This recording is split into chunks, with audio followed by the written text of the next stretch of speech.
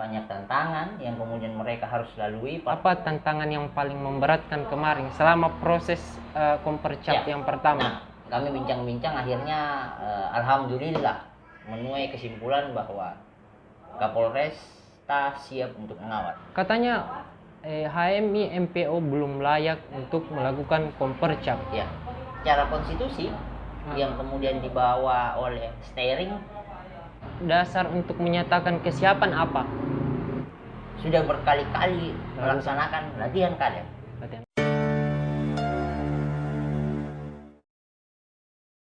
Assalamualaikum warahmatullahi wabarakatuh.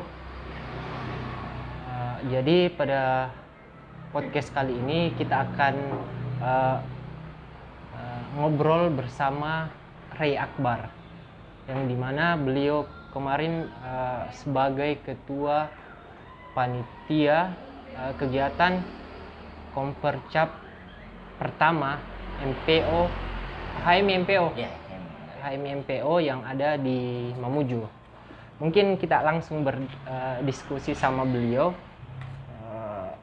Jadi awalnya ini kenapa bisa langsung ada Kompercap HMI MPO di Mamuju ini, sedangkan kita tahu bahwa kemarin mungkin kita jarang menyebutnya HMI MPO itu hadir di Mamuju gitu.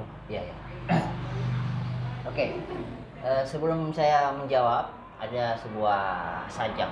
Tentunya karena kita berada di obrolan hati, ada sebuah obrolan hati yang kemudian mungkin saja ini akan mewakili perasaan teman-teman pemirsa di luar sana. Oke.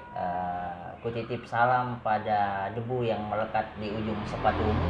Ku titip rindu pada jilbab yang melengkung di wajahmu, agar kau tahu benar-benar aku mencintaimu bukan dengan karena, melainkan dengan walaupun.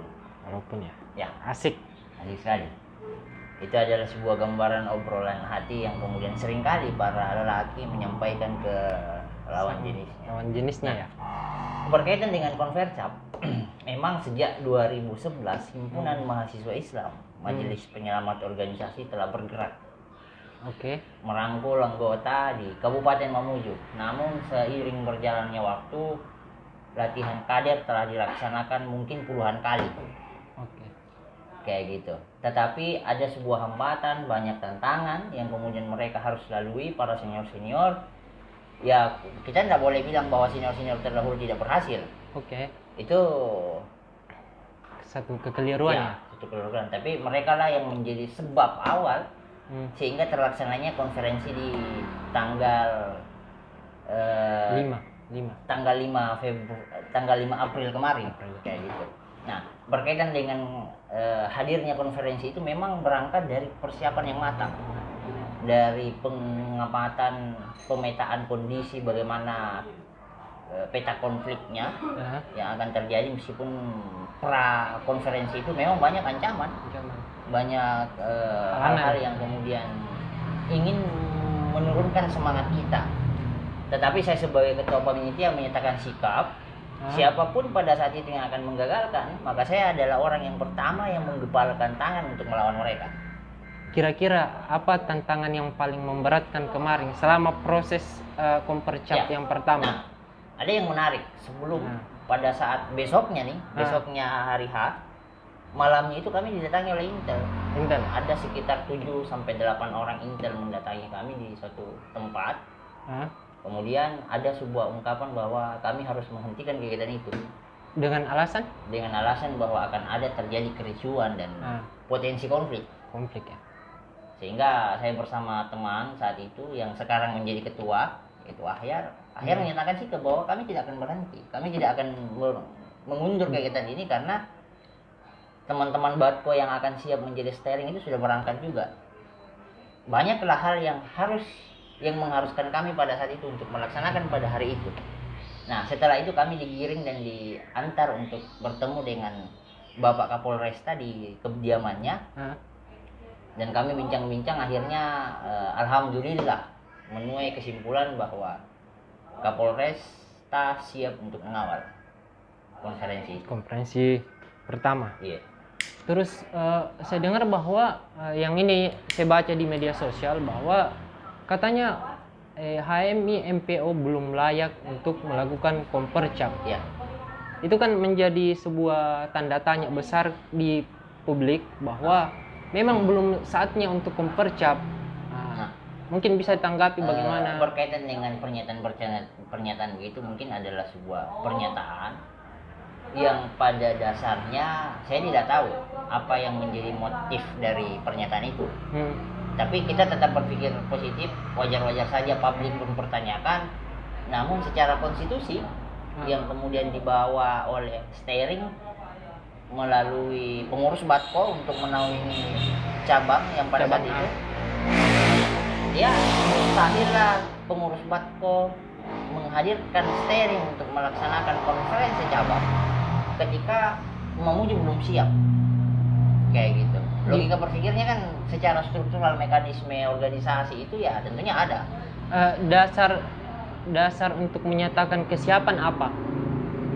Dasarnya untuk dikatakan bahwa HMI MPO bisa sudah layak untuk melakukan kompercap. Yang pertama, kesiapan SDM sudah ada. Oke. Yang kesiapan SDM yang akan membangun lembaga, yang akan menjalankan lembaga itu siap. Siap. Dan yang kedua, dari 2011 sampai 2021 sudah berkali-kali melaksanakan latihan kader. Dan alhamdulillah sampai sekarang ketika kita ingin merampungkan dan merangkul kembali kader itu sudah banyak, mungkin ratusan. Tetapi saat ini hanya ya kurang lebih 30 orang lah yang aktif. Dan bisa saja akan bertambah untuk merangkul kembali kader-kader yang telah kita komunikasikan dengan baik. Tapi bagaimana dengan ada yang saya baca di media sosial bahwa HMI MPO belum memiliki komisariat. Itu yang menjadi tanda tanya yang besar itu. Berkaitan dengan itu tentunya konstitusi lah yang akan menjawab. Konstitusi ya? Itu adalah telah diatur lebih jelas di konstitusi. Namun berkaitan dengan konstitusi itu sepengetahuan saya untuk menghadirkan cabang itu ya bisa lah. Dengan SDM yang siap. Namun berkaitan dengan syarat-syarat tertentu bahwa untuk menghadirkan cabang katanya harus siap komisariatnya dan lain-lain, kayak gitu. Namun di HMI MPO sendiri tuh bisa. Mungkin di HMI sebelah mungkin harus ada komisariat untuk mengangkat cabang. Tapi kan persoalan komisariat itu ketika berpikirnya kita melihat bahwa komisariat itu gampang dibentuk. Betul. Secara syarat cukup 3 orang untuk membangun komisariat itu bisa. Dan sekarang melebihi itu ya? Iya. Tiap-tiap kampus ada. Oke. Terus yang membedakan HMI MPO dengan HMI yang pada umumnya atau Dipo yang sering dikenal? Banyak. Dari logo. Kalau Dipo kan punya garis putih di luar logo. Kalau MPO tidak. Yang kedua tujuan yang agak berbeda ya. Saya hafal dua-duanya. Karena bekas saya juga pernah LK di Dipo, pernah LK di MPO. Tapi ya saya memilih untuk aktif di MPO. Terus ada saya sempat tadi melihat di media sosial bahwa ada kegiatan ya untuk bulan puasa karena ketua terpilih melakukan silaturahmi ke pesantren kalau tidak salah. Kalau mungkin bisa dijelaskan gambaran kecilnya di situ. Ada sebuah gagasan yang kemudian ditawarkan oleh ketua terpilih bahwa sebagai organisasi Islam kita mesti mengadakan silaturahmi kepada pesantren-pesantren atau ormas-ormas keagamaan. Betul. Ini demi untuk menyatukan sebuah konsepsi dalam menjalankan dakwah Islam. Karena sebagai organisasi keislaman tentunya kita punya tanggung jawab untuk melakukan dakwah Islam kayak gitu ya. Maka yang dilakukan, yang dipost di berita yang beredar itu adalah hasil daripada membangun silaturahmi ke beberapa pesantren. Dan kemungkinan ke depan kami juga akan sowan kepada ketua Muhammadiyah, ketua NU dan organisasi masyarakat yang lainnya yang memiliki kultur keislaman. Kalau untuk dekat-dekat ini ada tidak kegiatannya atau sebatas karena kan belum dilantik ya? Belum dilantik. Jadi mungkin pelantikan dulu atau ada memang kegiatan yang mau dilakukan selama bulan puasa ini atau bagaimana? rencananya ke depan kami akan melakukan prosesi pelantikan sekaligus mengadakan LK Akbar, latihan kader 1 Akbar. Ya. Ini demi untuk membackup untuk merangkul teman-teman yang ingin belajar. Berarti pas bulan puasa atau bulan setelah? Ramadan. Setelah. Pas bulan Ramadan. Insya Allah diagendakan di bulan Ramadan. Bulan Ramadan. Ya kayak gitu. Saya mau tahu yang membedakan materi dengan materi HMI MPO dengan materi yang lain mungkin. Ada mungkin materi-materi yang khusus yang memang materi yang gitu. Ya. Mungkin bisa diadu dulu kopinya supaya lebih asik ya. Santai-santai. Mungkin sembari dijawab juga kan. Ya. Berkaitan dengan materi sebenarnya sama sih, karena kita di LIPO maupun di MPO dia berbicara tentang kultur keislaman. Bagaimana kita membeda Islam itu secara rasionalitas. Terus yang membedakan dari MPO sama LIPO dalam yang membedakan memang itu adalah tema materi, submateri kayak gitu. Submateri. Kalau kami di MPO itu ada wawasan ilmu, ada wawasan, ada keyakinan muslim dan yang lainnya, ada wawasan sosial dan lainnya kayak gitu. Terus kenapa kan kemarin tadi bahasanya lebih memilih untuk aktif di MPO? Mungkin bisa dijelaskan apa yang menarik daripada MPO ini? Nah, yang menarik bagi saya bukan saya membandingkan atau membedakan bahwa ini yang lebih bagus atau kayak yang ini yang lebih jelek, tapi semuanya bagus. Kenapa? Karena dia berorientasi untuk membangun kader-kader yang berkarakter demi kemajuan bangsa, kayak gitu. Namun kenapa pilihan itu diletakkan kepada MPO? Ya alasan pertama adalah kereta itu membuka ruang bagi saya. Berarti secara tidak langsung yang lainnya ini agak ya? Ya mungkin saja. Mungkin saja saya tidak dibukakan ruang di situ, ya akhirnya saya berada di MPO karena saya dibukakan ruang untuk bergerak di situ, untuk berjuang di situ, makanya pilihan itu terletak pada itu. Kayak gitu. Bukan membandingkan ya, bukan mengatakan bahwa bagi saya organisasi HMI MPO maupun DIPO itu bagus karena dia berbasis pergerakan untuk membentuk karakter kader. Kayak gitu. Yang keliru adalah ketika ada organisasi kemahasiswaan yang hanya mengumpulkan kader yang banyak untuk menjadikan massa, tapi tidak dibangun, tidak dikader secara baik, tidak diberikan pengetahuan, proses transformasi atau kaderisasi itu tidak berjalan. Itu yang tidak bagus. Poinnya proses ya? Proses lah. Proses. Kira-kira kapan ada kapan pelantikan ini? Ada gambaran singkatnya gitu? Insya Allah di bulan Ramadan lah. Jadi target besarnya itu kita melaksanakan pelantikan di bulan Ramadan sekaligus pengkaderan akbar.